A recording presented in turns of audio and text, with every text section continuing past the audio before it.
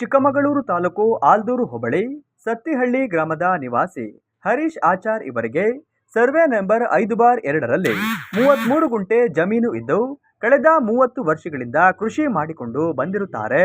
ಇವರ ಜಮೀನಿಗೆ ಹೋಗಲು ನಕಾಶೆ ಕಂಡ ರಸ್ತೆಯಿದ್ದು ರಸ್ತೆಯಲ್ಲಿ ತಿರುಗಾಡಲು ಅವಕಾಶ ನೀಡದೆ ಗಲಾಟೆ ಮಾಡುತ್ತಾ ಮಾರಣಾಂತಿಕ ಹಲ್ಲೆ ಮಾಡುತ್ತಿದ್ದಾರೆ ಎಂದು ವಿವೇಕಾನಂದ ಯುವಕ ಸಂಘದ ಅಧ್ಯಕ್ಷ ರಾಜು ಕಲ್ದೊಡ್ಡಿ ಹೇಳಿದರು. ಕೃಷಿಕ ಹರೀಶ್ ಆಚಾರ್ ಅವರ ಕುಟುಂಬಕ್ಕೆ ಸೂಕ್ತ ರಕ್ಷಣೆ ನೀಡುವಂತೆ ಒತ್ತಾಯಿಸಿ ವಿವೇಕಾನಂದ ಯುವಕ ಸಂಘದ ವತಿಯಿಂದ ಜಿಲ್ಲಾ ಪೊಲೀಸ್ ವರಿಷ್ಠಾಧಿಕಾರಿಗಳಿಗೆ ಮನವಿ ಸಲ್ಲಿಸಿದರು. ಇವರಿಗೆ ವೈಯಕ್ತಿಕವಾಗಿ ನಾನು ಕಾನೂನು ರಕ್ಷಣೆ ಕೇಳ್ತಿರೋದು. ಗೊತ್ತಾಯ್ತು, ಕಾನೂನು ಪ್ರಕಾರ ಕೊಡಬಹುದು ಇಲ್ವೋ ಅವ್ರು ಹೇಳಬೇಕು, ಅಭಿಪ್ರಾಯ ಕೊಡಬಹುದಲ್ಲ. ಅವರು ತಹಸೀಲ್ದಾರ್ ಇವರು ಎಸಿ ಅವರು ಕಂದಾಯ ಸಮಸ್ಯೆ ಇತ್ಯರ್ಥ ಆಗೋಯ್ತು ಸರ್. ಈಗ ಆಗಿದೆ ನಮಗೆ ರಕ್ಷಣೆ ಕೊಡ್ತೀನಿ.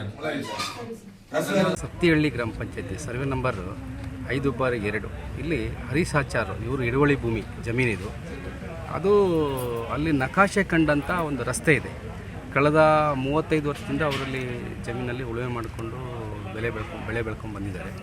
ಈಗ ಅಲ್ಲಿ ಸ್ಥಳೀಯರು ಅಲ್ಲಿ ಏನು ಸದಾಶಿವ, ಓಂಕಾರಮ್ಮ ಮತ್ತು ಗೀತಾ ಗಿರೀಶ್ ಅನ್ನೋರು ಕಳೆದ 6-7 ವರ್ಷಗಳಿಂದ ನಿರಂತರವಾಗಿ ತೊಂದರೆ ಕೊಡ್ತಿದ್ದಾರೆ. ನಾವು ಸಂಬಂಧಪಟ್ಟಂತಹ ಅಧಿಕಾರಿಗಳ ಗಮನಕ್ಕೆ ತಂದರೂ ಸಮೇತ ಏನೂ ಪ್ರಯೋಜನ ಆಗಿಲ್ಲ.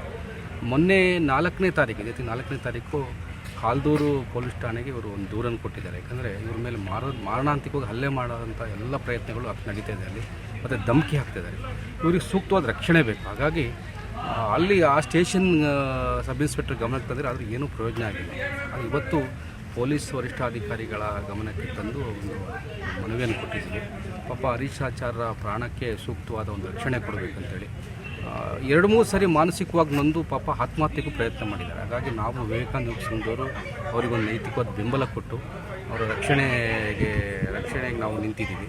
ಮತ್ತು ಅವರಿಗೊಂದು ಸಾಮಾಜಿಕ ನ್ಯಾಯ ಬೇಕು. ಯಾಕಂದರೆ ಸರ್ಕಾರದ ಜಾಗ ಇದು, ಸರ್ಕಾರದ ನಕಾಶೆ ಒಳಗೂ ಸಮೇತ ಉಲ್ಲೇಖ ಇದೆ.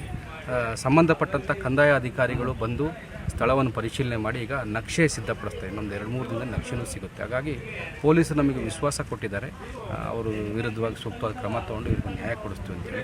ಹಾಗಾಗಿ ತಮ್ಮ ವಾಹಿನಿಯ ಮುಖಾಂತರ ನಾನು ಆಗ್ರಹ ಮಾಡ್ತೇನೆ, ಈ ಸಮಸ್ಯೆಗೆ ಇವರಿಗೆ ಪರಿಹಾರ ಕಂಡುಕೊಡ್ಬೇಕಂತೇಳಿ.